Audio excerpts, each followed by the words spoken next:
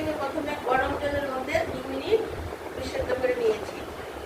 তারপর সোয়াবিনটাকে ঠান্ডা জলে ভালো করে ধুয়ে নিয়েছি। সোয়াবিনে তো ময়লা থাকে, ধুয়ে এরকম চিপে চিপে সোয়াবিনটাকে রেখেছি। আলুটাকে এরকম ছোট ছোট করে কেটে আলুটাকে একটু সেদ্ধ করে নিয়েছি।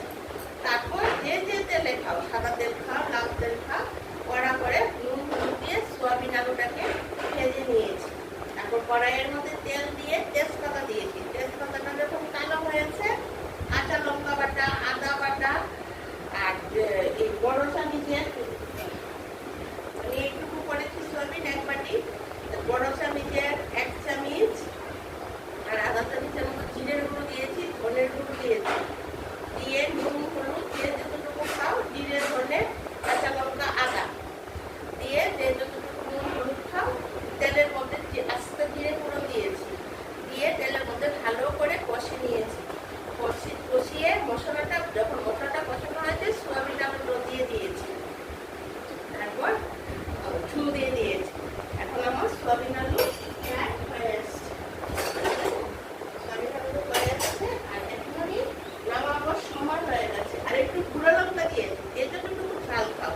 আমি একটু গুঁড়ো লঙ্কা দিয়েছি, তো বাচ্চারা খেলে এরকম প্রোটিন, গুঁড়ো লঙ্কা দিলে তো খেতে পারবে না, দিও না। আর এখন 1 চামচ গরম মশলা, 2 চামচ গরম মশলা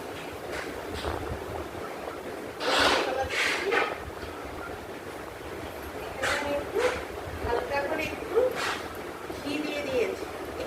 এটা দিয়ে যদি প্রেশার টেশার থাকে দিও না, না থাকলে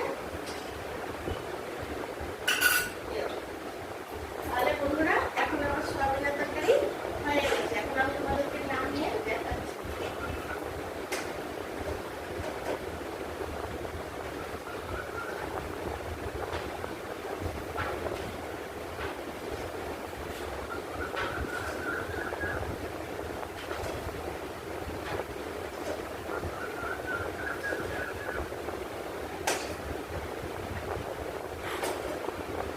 এই দেখো বন্ধুরা, আমার সোয়াবিন আলুর তরকারি হয়ে গেছে।